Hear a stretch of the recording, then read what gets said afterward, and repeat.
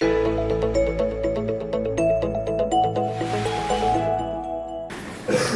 evening. Bershut, my mother and my brother, Rav Moshe. Told you I can't trust you? No, I'm trusting much. Okay. I want to start with a double apology. One of the professors here joked with my mother, she may not understand lectures in English. So I said the truth is she may not understand mine because I make mistakes. So my English is not so polished. And when I gave lectures at Beit Avichai for a few years, I had to deal with the crowd. I'll teach them Torah, and they'll teach me English.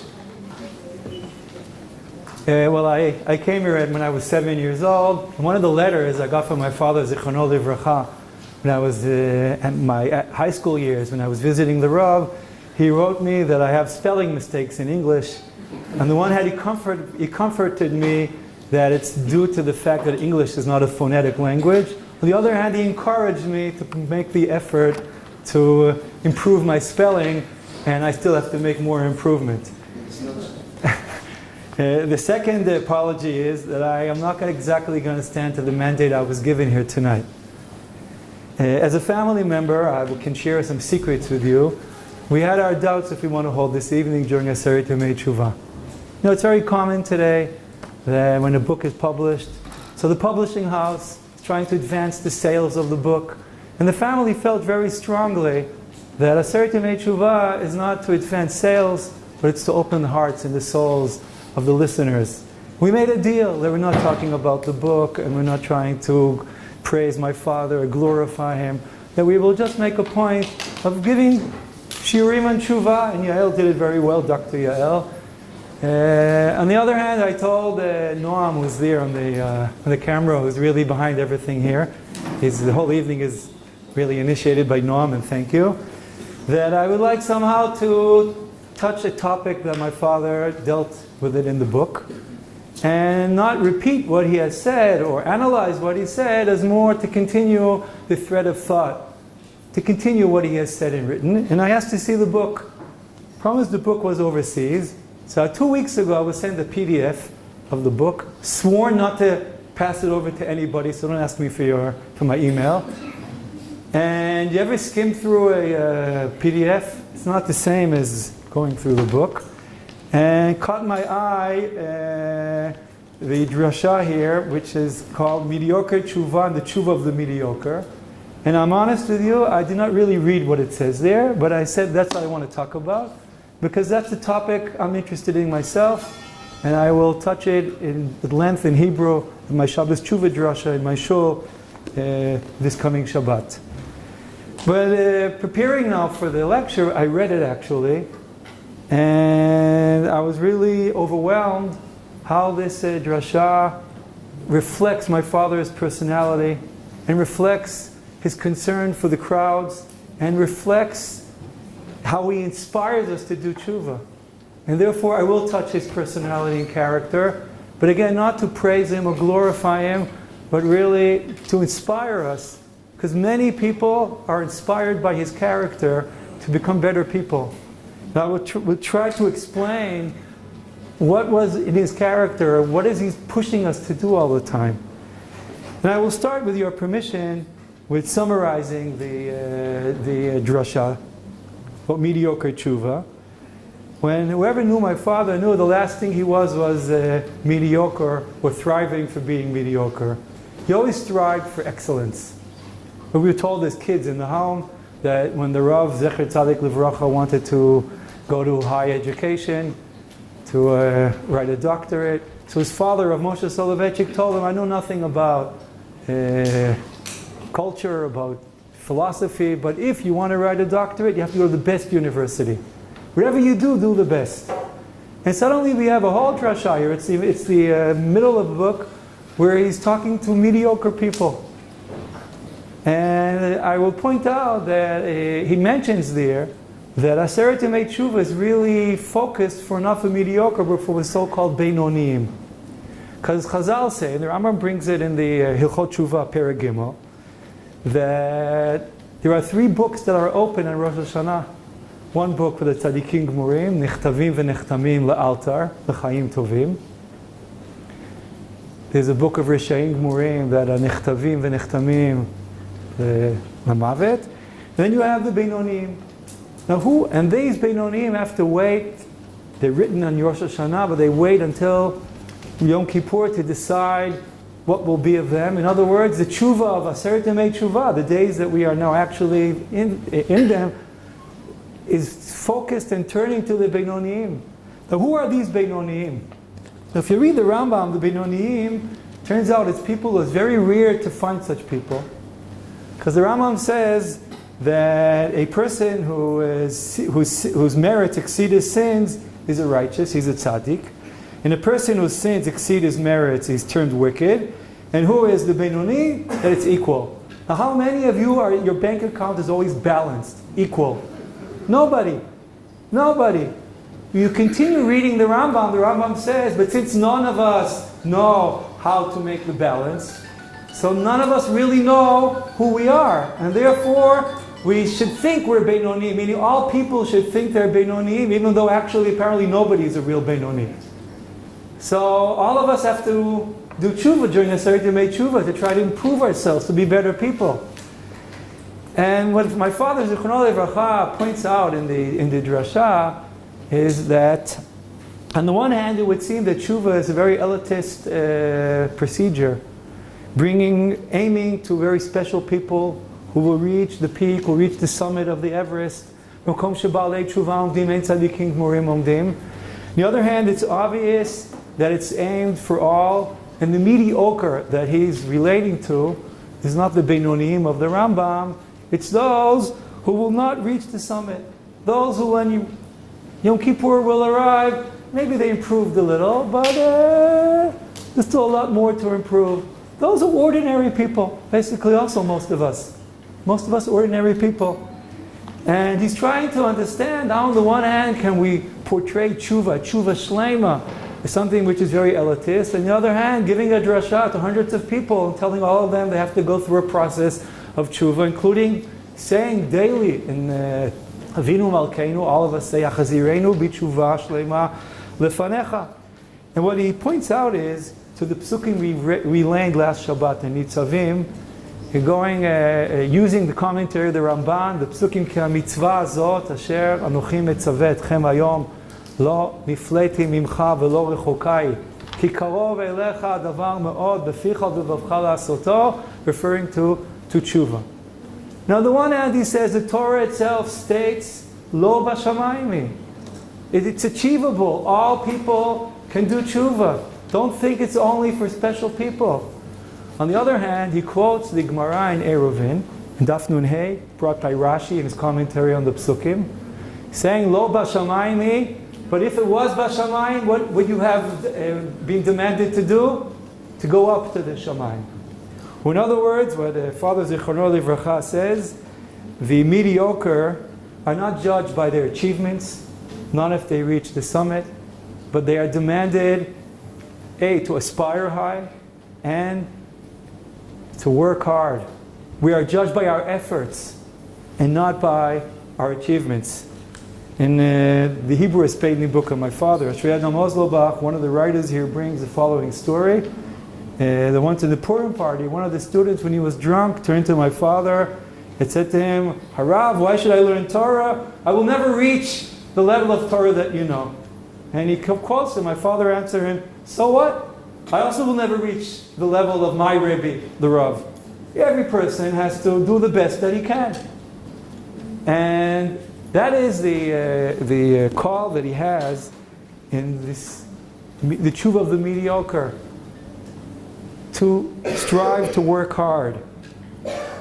To demand of ourselves, on the one hand, to raise our aspirations, and on the other hand, to work the hardest we can to achieve them. There is a real reflection here of many sides of my father, Zichrono Livracha.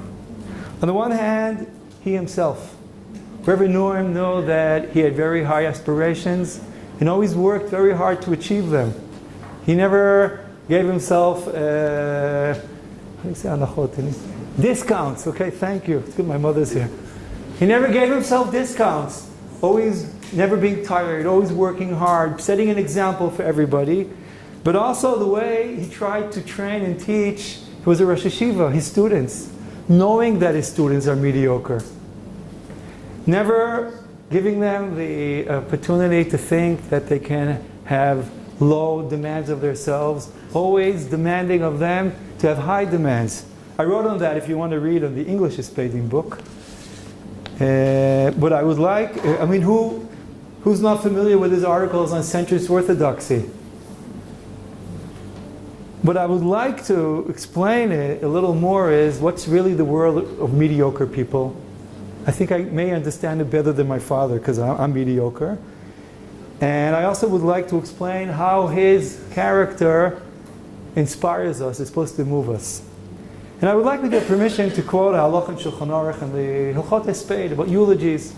Shulchan Aruch says in Siman Shin Mem Daled, Asur la'aflig b'shvacho yoter midai. You can't exaggerate too much in a eulogy.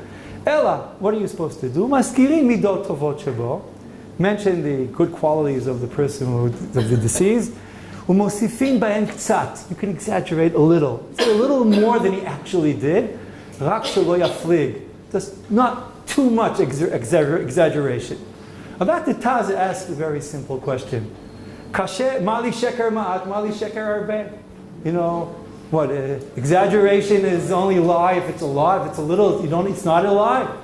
If you're not allowed to lie, don't lie. Now, I want to say something about eulogies. My father, Zichrono Livracha, was a master of eulogies. Those who have attended his eulogies in the yeshiva know that they were never with common tokens. He always described the deceased in their original and unique way. I remember him we were together at the funeral of Rav Moshe Feinstein. He felt that those who eulogized him did not really describe Rav Moshe Feinstein. They said, a goyin, a tzaddik, a masmid. None of them related to what is it to be a Rav in communist Russia, to be a Rav in modern America. Rav Moshe as a posek confronting the modern world, came back to the yeshiva with Shushan Purim, so the next day, and he gave an amazing eulogy of Rav Moshe, his eulogy of Rav Shlomo Zalman, the Lubavitcher Rebbe of many, Rav Baron Soloveitchik. And the Taz answer is the following. V'nireh lateit tam lazeh. I'll translate it. The davar mistaberu makes sense. Shekol misho se eze mitzvah. If a person does something good, kegon tzedakah v'chayotze ba, ve'eze shiur, he gives some money to tzedakah. Bevadai, it's obvious that he would have done more if he could have. If somebody would need more, the guy would say, look, it's not enough. He would have done that too. He wouldn't have given up the mitzvah for just a little more. And therefore, says the Taz, it's true to say about him, he actually did it. I'll say it in my own words. What the Taz is really saying is we have two selves. So way before Winnicott. There are two selves. There's the one we want to be, and there's the one we actually are. What the Shulchan Aruch says is, it's not an exaggeration to describe who we want to be. It's true, we actually didn't reach that. We didn't do it. We didn't give the tzedakah properly. We didn't learn enough. We didn't daven with enough kavanah. But that's who we really want to be, and we could have reached that. That's why it's not a lie. If it's a big exaggeration, if it's something which is way beyond what we could have done or have done, so we don't obviously want to do that. I once told my wife, I know that I really don't want to be rich. I said, how do you know that? I said, because I'm doing nothing to become rich. I mean, if you do nothing to be a better Jew, a better Talmid Chacham, obviously it's not what you want to be. If it's something you're doing, you can do it better. So that's not a lie. The truth is that all of us live that way. There's always a gap between who we are and who we want to be. And the truth is it's essential for our lives to be so. Because it always gives us something to strive for, always something to want to live for. People know how difficult it is to retire because you have to redefine what you want to do with your time, with yourself. And a person without a goal, a person who doesn't want to do more, he loses his will to live. There's a wonderful story about the Kotzker. which is brought in the book Emet Ve'emunah, which is the book of my Salach on the Kotzker. It's also mentioned by the Rav in the book Yemei Zikaron. With the following story, when the Sachatchaver, who later on became his son-in-law, when he was a little boy, he learned by the Kotzker, he got sick. He was very sick. And his father went to Kotzk to ask the Rebbe to daven for him. And he told the Rebbe, I'll read you as it's told in the book, Shibcho lefanav ki lomed ba'atmada nifla'a. He told him how much he's a wonderful boy, how much he's learning wonderfully. Amar Rabbeinu Zatzal, the Kotzker answered, ich mehr gelernt. Okay, there are many more like him. How much did he already learn? And his father was very upset by this reaction of the Kotzker. What if the kid is such a Talmid Chacham, he's such an Eloi, so he deserves to the Kosh Baruch Hu should have mercy on him? He's still another guy? No. He came home and the Sachatchaver, he got healthy. His father told him what the Kotzker said, and he told him, I can't understand what he told me. And the Sachatchaver told his father, I'll explain to you. V'isbir lo ha'elam, ima Yerushalmi Kiddushin, b'imol Rabbi Tarfon, Shamru lachachamim kadayin lo igia lechatzi kavod. Rabbi Tarfon was very unique in his kibud aim. And the Gemara describes how Rabbi Tarfon went out one Shabbat with his mother, and her sandal tore. And the roads were not paved like today. They were full of stones. And Rabbi Tarfon got down on his knees, and he put his hand underneath his mother's foot, and she walked on his, putting her foot on his hand. That's how he walked her home. And when he got sick, she came to the Beis Medrash, and she told the Chachamim, she asked him, please pray for him. Look how much he's mechabed me. So what was the response of the Chachamim, the Beis Medrash? That even if he has done that, he did not have reached yet half of what he should have done for you. Explained the Kotzker, Keivan shelo kiyem adayin hamitzvah b'shleimut, tzarich od lichyot. Meaning each person has a mission. Rabbi Tarfon's mission was to teach us the laws of Kibud Av V'Em. If Rabbi Tarfon has excelled Kibud Av V'Em, so there's no reason for him to live more, so he could die. So when Chachamim said he didn't do half of what he has to do, meaning he has more to work for, he has a reason to live longer. And that's what explained the Sachatchaver to his father. Kasher haya achar kach b'Kotzk v'siper lefanav b'lashon chidush. So the Kotzker said he understood me. And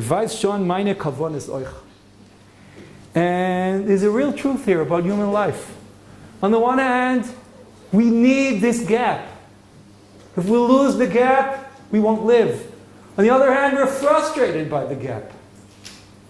The truth is we try to deal with this gap twice a year. On Yom Kippur and on Purim. That's the truth. I mentioned before a boy crying on Purim on his spiritual condition. The Goyen says, Purim ki Purim ze kaf hadimyon. And Father Zichrono Livracha loved the kaf hadimyon, how similar they are. The name of the Goyen is very famous, that what day is greater? Since Yom Kippur is like Purim, so Purim is a greater day. And the explanation is simple. On Yom Kippur, we say vidui, crying about our not being able to close that gap. We say vidui on being way far away from who we really want to be. And on Purim, we try to disguise to who we really want to be. We try to be that person. That's why it's greater. But this gap, on the one hand, is a center for our lives. On the other hand, it's always too big. And we always want to try and push it and close it. Now, the reason my father, Zichrono Livracha, shaped people so much, and I want to read you a piece. I'll read it in Hebrew because it's written in poetic Hebrew, which I cannot translate, by Eden HaKohen, in the book Ashrei Adam Oz Lo Bach, where Eden HaKohen describes my father, what he has done to his students. He writes the following. I'm going to read it, okay? He writes, L'chol mi shezacha listofef betzilo v'lilmod Torah mipiv.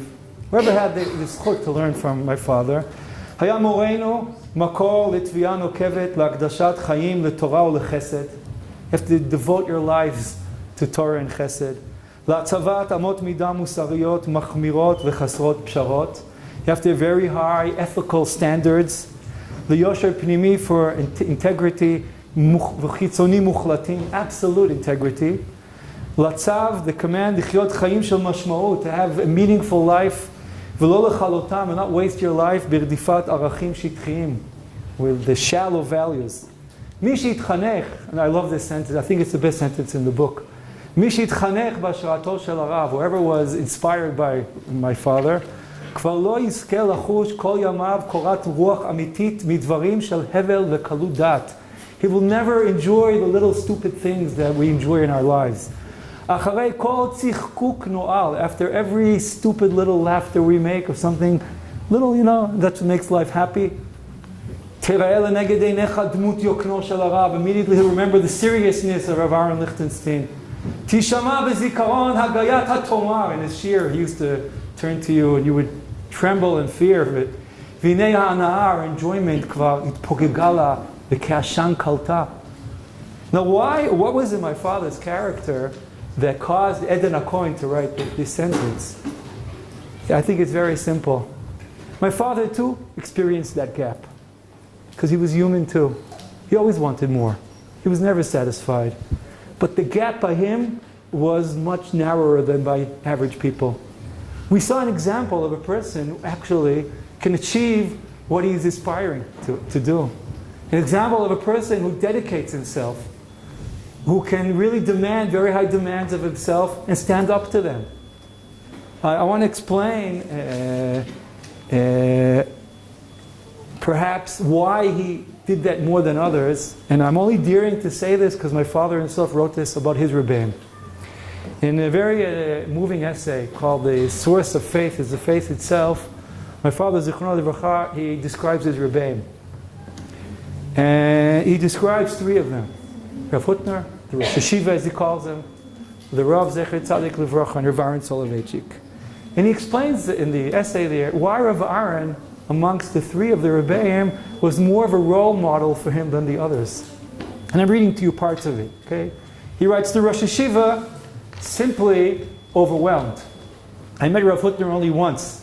My father, Alav Shalom, took us to meet him. It was around the year before Rav Hutner died. 3 years before he died. There was no room in the room for any other person. I mean, he was full of personality. He was a takif sheba takifim. Then my father continues, the Rav overawed. I could entertain no rational illusions about attaining their status or stature. But Rabbi Aaron, he means Rabbi Aaron Soloveitchik, but I think it's true about him too, and I'll explain it. While an inspiring vision, yet somehow seemed within reach, and truly presented a model. It wasn't so much what he said or did, I was simply enthralled by what he was. A remarkable fusion of mastery and simplicity, of vigor and humility, and above all, a pillar of radical integrity. To an extent probably far beyond what he knew or could even have imagined, he was to me for many years a pole star. Now, I want to share with you how I experienced being in front of the Rav and my father. When I would leave the Rav Shira, I would say, wow, how did he think of that? He would have such amazing chidushim. His ideas were so original. Every shir had a chiddush. You never imagined you could say such a shir. But Father Zichrono Livracha, his power was in his thorough analysis. His analytical power of seeing the whole picture, of viewing all different options and sides. When you would come ask him a question and he would answer you, you would ask yourself, how didn't I think of that before? When you would sit in his shir for a year or two and he would give you the Mara Makomos, you would start to know what he would say in the shir. Well, stupid us, he gave us the Mara Makomos, I mean, we couldn't give the Mara Makomos. But we experienced him as somebody that we could kavyachol reach. Now, I continue reading what my father wrote. Upon attaining fuller maturity, I came to realize that the notion that I could attain his level was pretentiously, wow, this is hard English, vainglorious. But his hold upon me and ambition and commitment is generated have not waned to this day. I mean, the reason that my father, Alav Shalom, caused so many hurei tshuva, yes, in our hearts, that he inspires us so much, is because, on the one hand, that gap was so narrow. We saw that if he can do it, we should demand it of ourselves too. we thought that if we will just demand more of ourselves, we'll reach a higher place. On the other hand, we actually cannot do it. But at least we can be inspired. What I would add, I have to finish? Okay, so I would add just 2 more sentences. I would add that what Aseret Yemei Tshuva are really for. I'm talking about the Beinonim. You know, it says in Shulchan Aruch and Hilchot Yom Kippurim, you should be more careful on Aseret Yemei Tshuva, on certain halachot. You're not careful all year. For example, pat akum, pat palter. You should be careful not to eat an Aseret Yemei Tshuva. And many ask, what is it? A disguise? I'm a tzaddik for 10 days. But I think the answer is very simple. If you can Aseret Yemei Tshuva, prove to yourself that you could actually demand more of yourself, you have to raise the wrath of what you're demanding of yourself. You know, my father, Zichrono Livracha, he would always bring examples from sports in his sichot. Because sports is an endless demand of effort. You make tremendous effort to break a record, and then what do you want to do? Break that same record. Reaching the summit is never reaching the summit because you always have a higher summit. It's like a ladder that always keeps going up. Only in cartoons you can actually show it. But that was the example that he gave us, and that's what Aseret Yemei Tshuva is really aimed at. For us, on the one hand, to raise our demands of ourselves, from ourselves, on the other hand, to prove to ourselves we can really do more, and if we can do more, we actually have to do it. I would like to conclude that Dmut Yakno of my father appears to me a lot with a constant demand to be a better person. I daven Nila in front of the Amud. When I reached Shor ki avdu chasidenu mafgia ein ba'adenu, I had in front of me the Dmut Yoknam of my two Rosh Yeshiva. Chasidenu avdu umafgia ein ba'adenu. Years later, I added to it when I say in Slichas, or when I daven Musaf here on the second day of Rosh Hashanah, Hineni ani mimas. I daven Ramital's Nusach. So I say part in a low voice, part I say out loud. I added a piece he didn't say out loud. He say, V'avur kol hatzadikim hachasidim atmimim v'ayisharim. Because my father showed us an example of a tmimim, tzadikim, chasidim, v'yisharim. And this is supposed to be a demand of us to inspire ourselves to want to be more tzadikim, a little more chasidim, a little more tmimim, and absolute yisharim. Gmar Chatima Tova.